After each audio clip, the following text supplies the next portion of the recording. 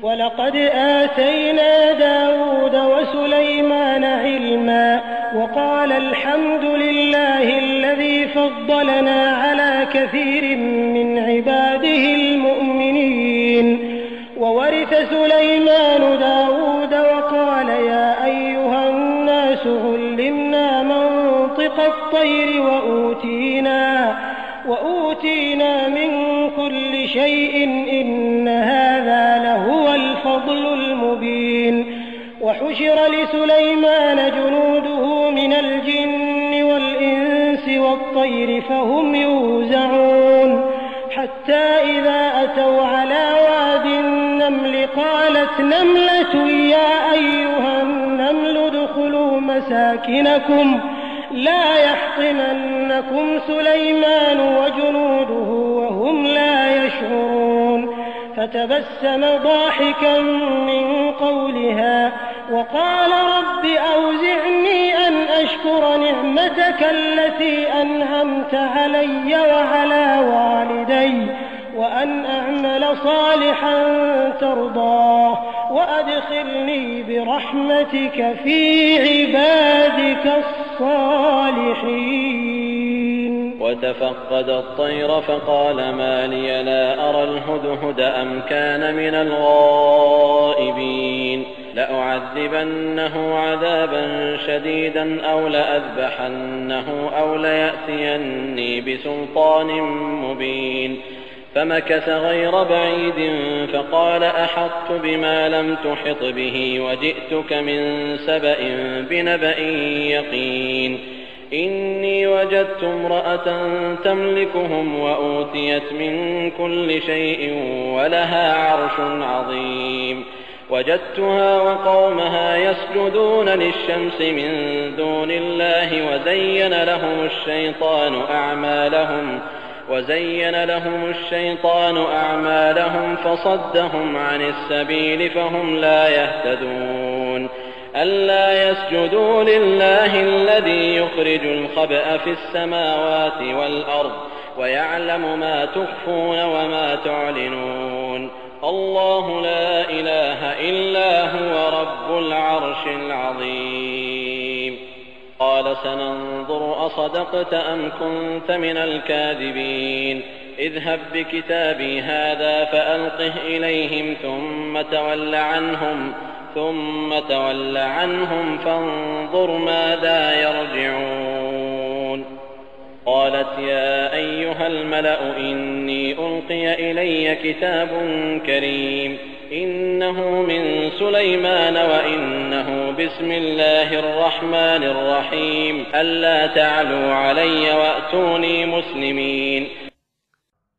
हजरत दाऊद आणि हजरत सुलेमानला ज्ञान प्रदान करणारे आम्हीच होतो आणि या दोघांनी याबद्दल अल्लाहचे खूप खूप आभार मानले आणि अल्लाहचे गुणविशेष वर्णन करून असं म्हणत की खरोखर प्रशंसा तर एकमेव अल्लाह करता आहे ज्यानं आपले अनेक इमानधारक दास असतानाही आम्हाला मोठेपणा दिला. हजरत दाऊद यांचे वारस हजरत सुलेमान झाले तेव्हा त्यांनी फरमावलं की हे मानवांनो, आम्हाला पक्ष्यांची भाषा अल्लाहनं शिकवली आहे आणि आम्हाला सर्व प्रकारच्या ईश देणग्या प्रदान केल्या गेल्या आहेत आणि ही तर अल्लाहची उघडपणे कृपाच कृपा आहे. आणि हजरत सुलेमान यांचं लष्कर जेव्हा जमा होत असे तेव्हा त्यात जिन्न आणि मनुष्यांसह पक्षी देखील सामील होत असत आणि त्या सर्वांना प्रशिक्षण देण्यासाठी लष्करी तुकड्यांच्या स्वरूपात हजरत सुलेमान यांच्या स्वागतास फौजी कवायतीसाठी हजर केलं जात होतं. एका प्रसंगी लष्करी कारवाईसाठी असं सैन्य कूच करीत होतं तेव्हा रस्त्याने एका मैदानावरून जाणं झालं जिथे मुंग्या फार होत्या. तेव्हा एक मुंगी म्हणाली की हे मुंग्यांनो, तुम्ही सर्व आपापल्या बिळात दाखल व्हा. असं न व्हावं की सुलेमान आणि त्यांच्या सैन्यानं तुमचा चुराडा करून टाकावा आणि त्यांना आमच्या सर्वनाशाचा पत्ता सुद्धा लागू नये. हजरत सुलेमान तिचं बोलणं ऐकून मंद मंद हसले आणि दुआ करू लागले की हे माझ्या पालनहार, मला तौफिक म्हणजे नेकबुद्धी प्रदान कर की मी तुझ्या अशा प्रकारच्या कृपा देणग्यांबद्दल तुझे आभार मानत राहावे ज्या मला आणि माझ्या आईबापांना तू प्रदान केल्या आणि एकापेक्षा एक नेक अंमल सतत करीत राहावे की तू माझ्याशी राजी व्हावं. तेव्हा आता तू मला आपल्या दयाकृपेनं आपल्या नेक सदाचारी दासांमध्ये नेहमी करता दाखल करून घे. हजरत सुलेमान यांनी पक्ष्यांच्या कवायतींचं निरीक्षण केलं तेव्हा म्हणाले की असं काय झालं की या फौजी कवायतीमध्ये हुदहुद कुठे दिसत नाही? काय तो कुठे गायब झाला आहे? मी त्याला सक्त सजा देईन किंवा त्याला जिभा करून टाकीन, अथवा त्याच्यासाठी हे बंधनकारक राहील की त्यानं आपल्या गैरहजर असण्याचा स्पष्ट पुरावा माझ्यासमोर सादर करावा. थोड्याच वेळात हुदहुद पक्षी येऊन हजर झाला आणि सांगू लागला की मी एक अशी बातमी आणली आहे की हे सुलेमान, तुम्हालाही ती माहिती नाही. मी तर सबा देशातून डोळ्यांनी पाहिलेली पक्की खबर आणली आहे. मला तिथे एक स्त्री अशी दिसली की जी सबा देशावर राज्य करते आणि सर्व प्रकारची साधन सामुग्री तिच्याजवळ मौजूद आहे आणि तिचं शाही तख्त खरोखर फार मोठं आहे. मी तिला आणि तिच्या जमातीला अशा स्थितीत पाहिलं की अल्लाहला सोडून सूर्याला सजदा करतात. सैतानानं त्यांच्या काळ्या कर्तुतींना त्यांच्या नजरेत चांगलं करून दाखवलं आहे. आता खऱ्या मार्गापासून असे काही दूर झाले आहेत की उचित मार्ग त्यांना लाभू शकत नाही.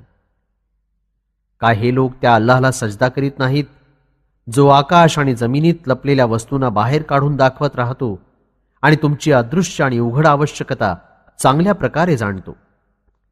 सजदा केवळ अल्लाहसाठीच असला पाहिजे, ज्याच्या खेरीज कुणीही उपास्य नाही, आणि अर्श अजीम म्हणजे महान ईश सत्ता केंद्राचा स्वामी फक्त तोच आहे.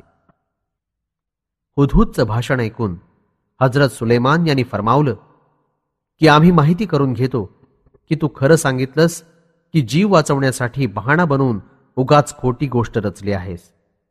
बरं, हे माझं पत्र घेऊन जा आणि त्यांच्याकडे हे पत्र टाकून थोडं दूर होऊन बघत राहा की हे लोक कोणत्या निर्णयावर पोहोचतात.